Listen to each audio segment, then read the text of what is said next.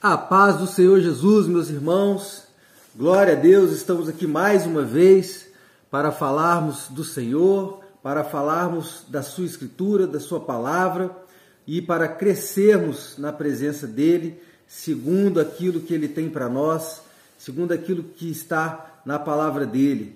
Deus nos gerou, Deus nos ama e Ele quer que nós vivamos uma vida de intimidade e muito próximos dEle. Amém? Lembrando que quando Adão e Eva caíram, ali foram expulsos do Éden, a partir dali Deus iniciou um processo que dura até hoje, um processo de busca a se reconciliar com a humanidade, porque a humanidade caiu, descobriu o pecado e infelizmente está nele até hoje. Mas para nós há uma grande solução, porque veio o segundo Adão, e esse segundo Adão é aquele que nós temos como Cordeiro, Senhor e Salvador, a saber, Jesus Cristo.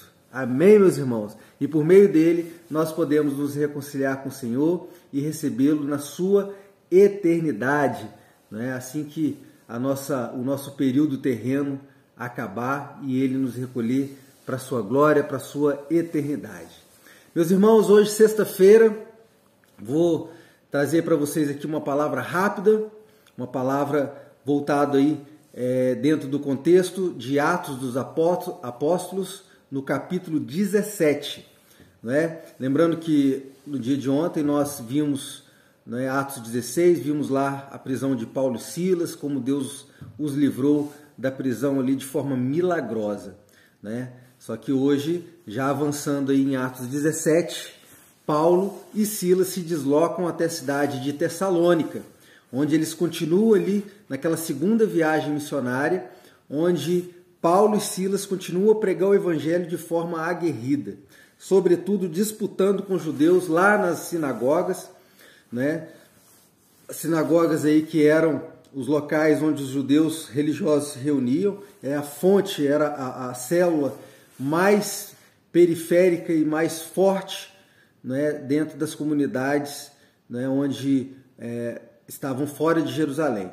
Em Jerusalém tínhamos o templo e em toda a região, ali daquela região em torno do Mediterrâneo, havia umas sinagogas onde os judeus ali instalados falavam da palavra, liam a lei, liam a Torá.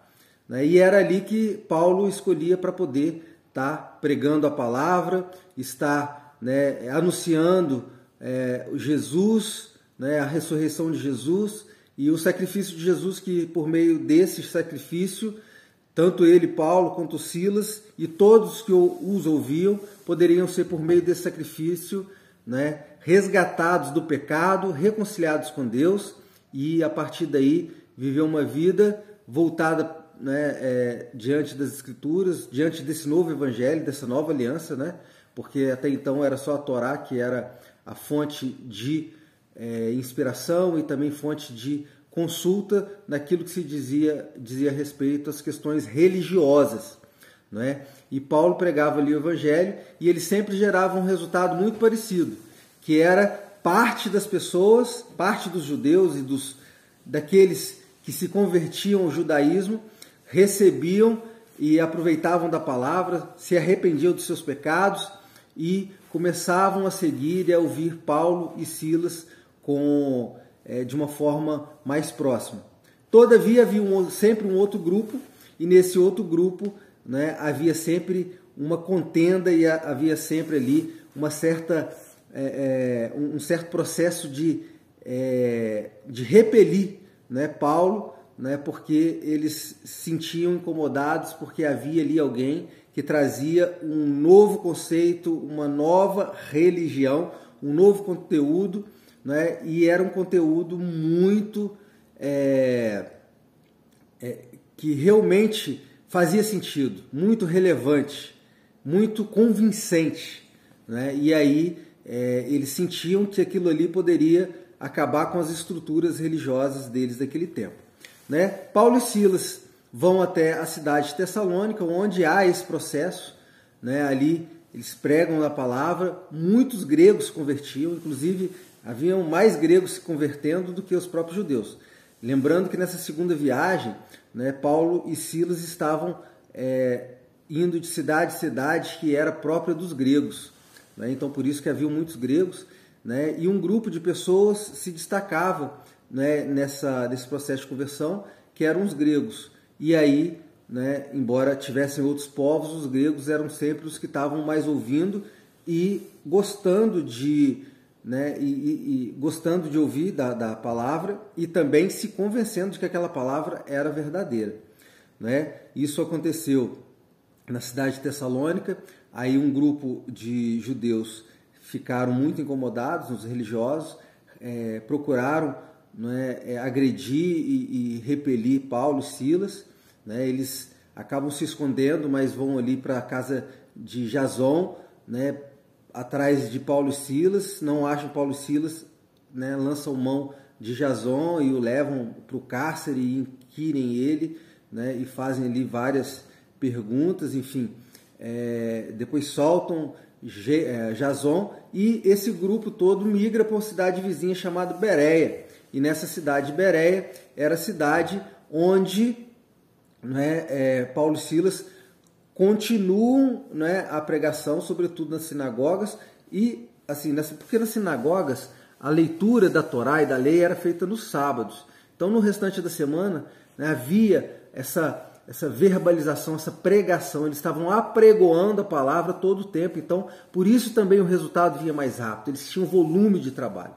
Então vocês percebam que o trabalho começando ali em Tessalônica, há esse perigo de agressão por parte de alguns judeus, eles migram para Bereia e na Bereia o processo de conversão também cresce, mas sabendo os judeus de Tessalônica que Paulo e Silas estavam agora na cidade de Bereia, né, eles vão até lá com um grupo de pessoas para, né, ali se tentava todas as coisas, desde repelir, desde expulsar, né, Paulo, quanto também, quem sabe, até matá-lo. E muitas das vezes agressões físicas eram frequentes, né?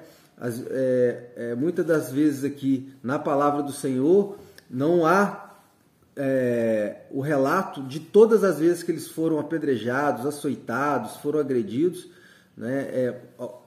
Algumas vezes esses conteúdos aparecem aqui, como está acontecendo aqui em Bereia, mas eu creio que muitas mais vezes, né, eles foram agredidos. Tanto é que tem uma passagem onde Paulo descreve todas as vezes que ele sofreu ofensa, né, todas as vezes que ele foi açoitado, apedrejado, encarcerado, né, e a gente vê que, pelo volume que é descrito ali naquela passagem, que a gente ainda vai ler, né, ao longo de Atos, nem todas as vezes há essa descrição, né, do que aconteceu de forma tão profunda, e isso a gente sabe que para eles foi muito complicado, né? Realmente não era só viajar, não era só estar pregando a palavra do Senhor, mas eles tinham que constantemente estar superando a dificuldade, superando a tristeza de estarem feridos, de estarem machucados, de estarem, né, ali passando por momentos de grande aflição por conta dessas agressões e essas tentativas, muitas das vezes, de assassinato. Lembra que em alguns capítulos anteriores, Paulo foi apedrejado a tal ponto de acharem que ele estava morto, levarem ele para fora da cidade, né, lançar ele lá, mas aí Paulo depois é resgatado pelos irmãos, e por ser resgatado pelos irmãos, ele é cuidado e ele não morre e continua, né, nas suas viagens missionárias. Lembrando que a gente está na segunda viagem missionária. Então, o relato de hoje ele passa por Tessalônica e Bereia. E ali em Bereia, como muitas pessoas também foram convertidas, houve-se, né, quando aqueles judeus de Tessalônica aparecem e se ajuntam com os demais religiosos de Bereia, né, eles fazem um comentário que demonstra bem qual era, né, ali a influência e qual era o impacto que esses homens de Deus estavam causando naquela cidade. Porque eles disseram assim, aqueles que estão transtornando e alvoroçando o mundo chegaram até aqui. Para vocês verem o poder de que duas pessoas investidas da presença do Senhor, do Espírito Santo na vida deles, falando da palavra e anunciando o Evangelho, o quanto que move as estruturas, o quanto que impacta as estruturas, né, do mundo religioso. E você, meu irmão, você pode ser esse Paulo dos tempos atuais, você pode ser esse Silas deste tempo, alvoroçando as estruturas religiosas da sua casa, da sua família, das pessoas com as quais você convive todos os dias, seja no trabalho, seja na sua família, seja no meio dos seus familiares, seja diante daquelas pessoas às quais você tem influência, o seu grupo de WhatsApp, seja o seu grupo de amigos aí que jogam bola com você, ou no caso das mulheres, o grupo daquelas mulheres que tomam o chazinho da tarde, ou que se movimentam aí nos salões de beleza, enfim. Em todos os lugares que nós estamos, convivemos, nós podemos também alvoroçar e transtornar o mundo. Amém? Vamos agora orar ao Senhor, falar com Ele, porque certamente Deus tem para você algo incrível, uma mudança, né, tremenda. Deus quer mexer lá nas estruturas, lá nas raízes da sua vida, para que você possa abandonar, né, o jugo, abandonar a vida que, né, infelizmente aí o diabo tem tido acesso à sua vida por meio das brechas. Não é assim? Então o Senhor quer uma restauração, o Senhor quer um relacionamento com você, o Senhor quer ter com você uma vida feliz, uma vida, né, de novidades, uma vida, né, onde Ele possa dizer que bem-aventurado é esse meu filho e a sua casa. Amém? Vamos orar? Amém. Feche seus olhos. Pai amado, Pai querido, no nome santo de Jesus, te louvamos e agradecemos, ó Deus, pela multidão das tuas maravilhas sobre as nossas vidas, Pai. Queremos te agradecer por esse novo dia, por essa nova oportunidade de ouvir da tua palavra, por essa nova oportunidade, Senhor Jesus, de sermos salvos, de sermos restaurados, de sermos, ó Deus, mudados, por sermos, ó Deus, estarmos na tua presença. Com isso, ó Pai, com a tua presença na nossa vida, que nós possamos, ó Deus, lançar fora todo o pecado, lançar fora toda dor, toda depressão, toda enfermidade, todas as prisões que têm nos prendido a um mundo que não é aquele que o Senhor tem para nós. O Senhor nos quer com uma vida de abundância, uma vida na tua presença, uma vida de vitoriosos, porque sendo vitoriosos nós já passamos pela luta e a vencemos. Uma vida, Senhor Jesus, que nós possamos estar diante do Senhor todos os dias e possamos transtornar, possamos, né, alvoroçar esse mundo com a tua palavra, a tua pregação, ou no mínimo sendo um modelo de comportamento para as pessoas que estão à nossa volta, e assim que não precisemos usar de palavras para pregação. Assim oro e já te agradeço por mais esse dia, em nome de Jesus. Amém, meus irmãos? Deus abençoe sua vida. Hoje nós falamos aí da primeira parte do capítulo 17 de Atos, lembrando que é um capítulo muito longo, e no próximo vídeo estaremos falando do restante, né, deste capítulo que é maravilhoso, né? Vamos ver aí que depois de Tessalônica e Bereia, Paulo foge agora novamente para Atenas, e na capital, no coração dos gregos, ele vai pregar a palavra tanto para judeus quanto para filósofos epicureus e estoicos, aqueles que ficavam lá nas praças públicas, né, debatendo, falando, né, a respeito, né, de processos de reflexão, do pensamento filosófico daquela época, e com esses debates ele leva pessoas como Dionísio e Damares à conversão. Amém?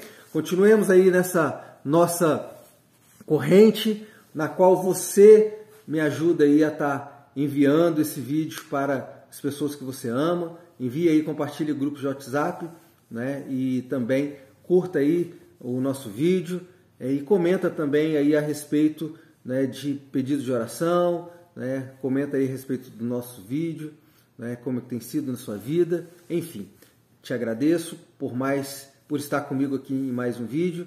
Oro para que você tenha um dia de paz, na alegria, né, e que tenha um final de semana abençoado. Fique com Deus.